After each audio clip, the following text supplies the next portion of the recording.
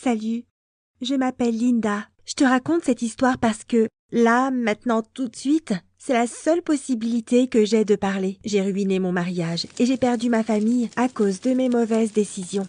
S'il te plaît, écoute cette histoire jusqu'au bout et ne me juge pas. Je sortais avec un mec depuis la fac. Il s'appelle Bruce.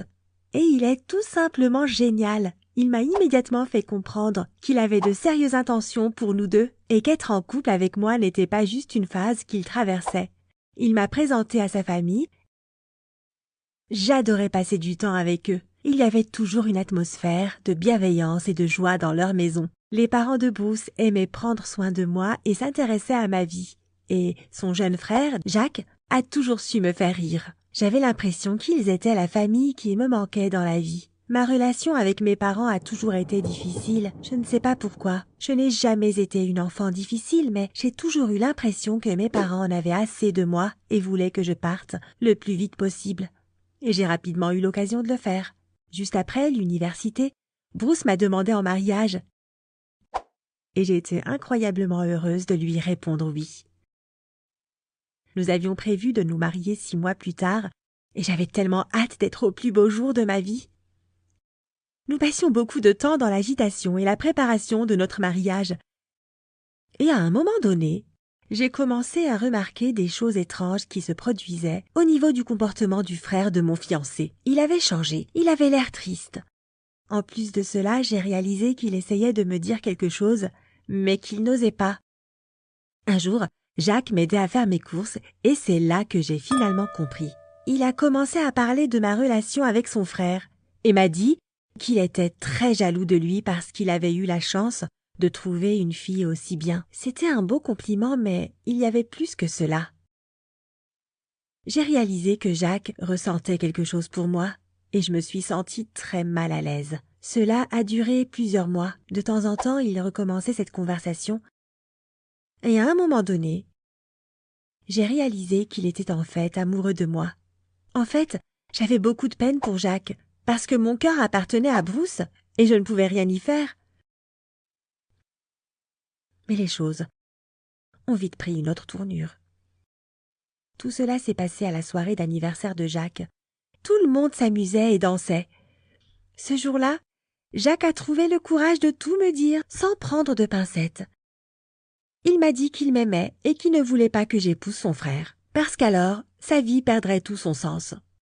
Je ne savais même pas quoi répondre à cela, mais soudain il s'est penché et m'a embrassée. Et c'est exactement à ce moment-là que Bruce est entré dans la pièce. Tout ce qui s'est passé ensuite était une horreur absolue. Bruce s'est mis à courir vers Jacques et je ne sais pas ce qui se serait passé si nos amis n'avaient pas réagi, s'ils ne s'étaient pas interposés. Il criait sur Jacques, l'insultait. Ses amis l'ont éloigné pour le réconforter et je suis restée avec Jacques.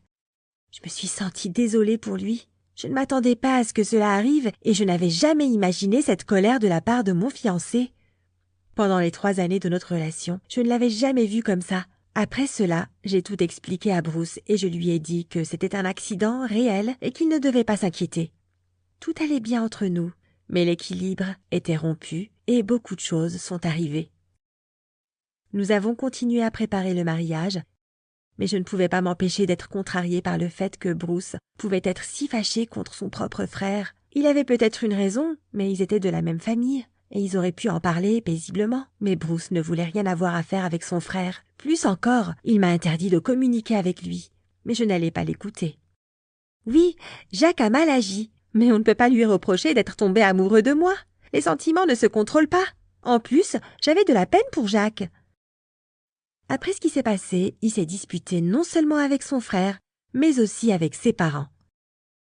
Il pensait qu'il voulait ruiner notre mariage. À ce moment-là, j'étais la seule personne à qui il pouvait parler. Nous sommes donc restés en contact en secret, et nous sommes même allés nous balader ensemble quelquefois. La gêne entre nous a disparu, et nous nous sommes rapprochés l'un de l'autre. À un moment donné, Jacques a recommencé à me dire combien il m'aimait. Et cette fois, je n'ai pas réagi si durement. Un jour, il m'a raccompagnée chez moi et nous avons prévu de nous dire au revoir. J'ai pensé au fait que chaque soir, il rentrait chez lui où tout le monde le jugeait et le considérait comme un ennemi. Et Jacques devait endurer cela au quotidien. Je sentais que j'aimais sa force et que j'étais attirée par lui. Alors, Je me suis penchée et je l'ai embrassé. C'était instinctif.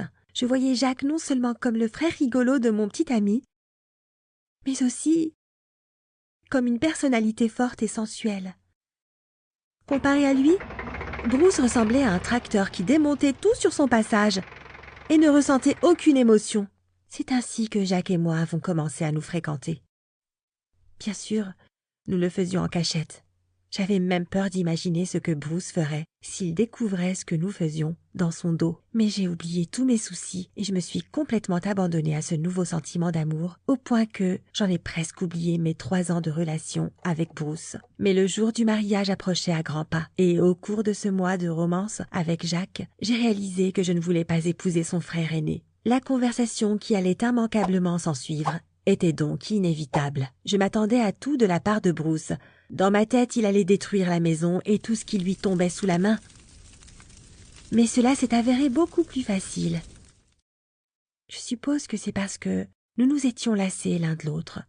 Et les événements récents nous avaient montré que nous ne nous connaissions peut-être pas si bien que ça. Bruce a dit une seule chose, et c'était tout simplement horrible. Il avait complètement rompu toute relation avec Jacques et ne le considérait plus comme un frère. Et puis il est parti. Jacques et moi avons poussé un soupir de soulagement, mais nos problèmes ne faisaient que commencer. Quand les parents de Bruce ont découvert ce qui s'était passé, je suis devenue leur ennemie. Non seulement j'ai annulé le mariage qu'ils espéraient, mais j'ai échangé un frère contre un autre et j'ai semé la confusion dans leur famille.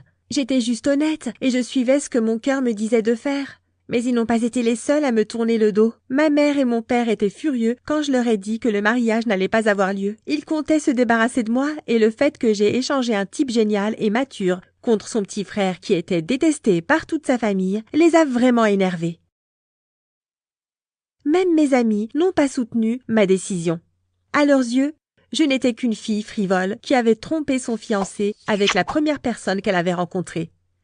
J'étais donc toute seule, sans personne vers qui me tourner pour obtenir de l'aide. Il n'y avait que moi et Jacques. Je dois admettre que je me suis demandé si j'avais fait le bon choix ou non. Et de nouveau, mes pensées sombres ont commencé à me déchirer. J'étais une ratée pour tous les gens auxquels je tenais. Oui, tout allait bien quand je passais du temps avec Jacques. Mais sinon, je souffrais tout simplement. Et je ne savais pas où ma vie me menait. Quand j'ai choisi Jacques, c'était comme si je montais dans un train qui m'éloignait de toute ma famille et de tous mes amis. Oui, le train était confortable et chaud, mais je ne savais pas où il allait. Peut-être que ma dernière gare serait une vie complètement ruinée. Je n'ai donc pas pu m'engager pleinement dans une relation avec Jacques et je n'étais pas complètement heureuse. Ces mauvaises pensées ont une fois de plus fait pencher la balance du côté opposé. Je n'avais aucun contrôle sur ma vie. C'était comme si toutes mes décisions étaient prises pour moi, mais j'ai eu l'occasion de tout arranger et de revenir à une vie normale.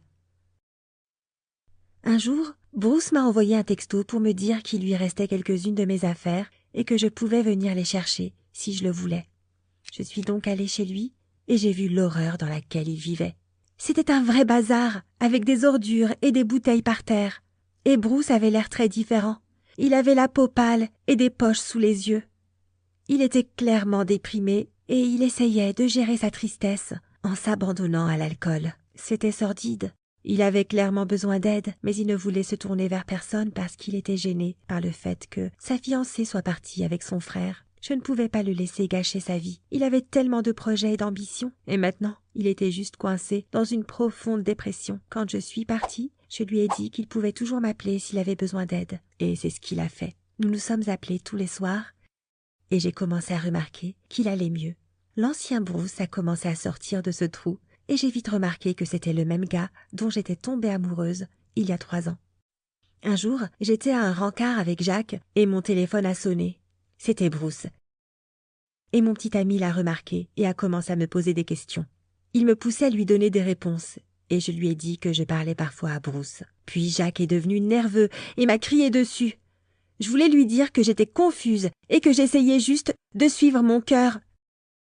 Mais il ne voulait pas m'écouter, il me criait dessus par jalousie. Et à ce moment précis, l'équilibre délicat a été rompu à nouveau et j'étais convaincue que ma relation avec Jacques était une erreur depuis le début. Je n'aurais pas dû échanger mon avenir heureux contre une relation éphémère avec lui. Je suis donc sortie du café, J'ai pris un taxi et je suis allée chez Bruce. Je lui ai tout raconté. Je me suis excusée auprès de lui et j'ai dit que j'avais fait une erreur, que j'ai quitté Jacques parce que je voulais arranger les choses. Après une courte pause, Bruce s'est contenté de rire de moi. C'était exactement ce qu'il voulait. Il souffrait et il ne voulait pas que notre relation reprenne. Il voulait seulement me briser le cœur. C'était sa vengeance pour ma trahison.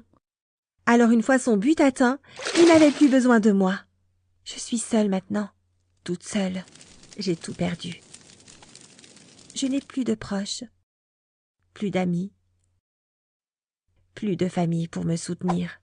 Et tout cela est arrivé parce que j'ai trahi mon fiancé. J'aurais aimé que cela ne soit jamais arrivé. C'est une fin si triste. Serais-tu capable d'ignorer l'appel de ton cœur? Dis-le-moi dans les commentaires ci-dessous et n'oublie pas de partager cette vidéo avec tes amis.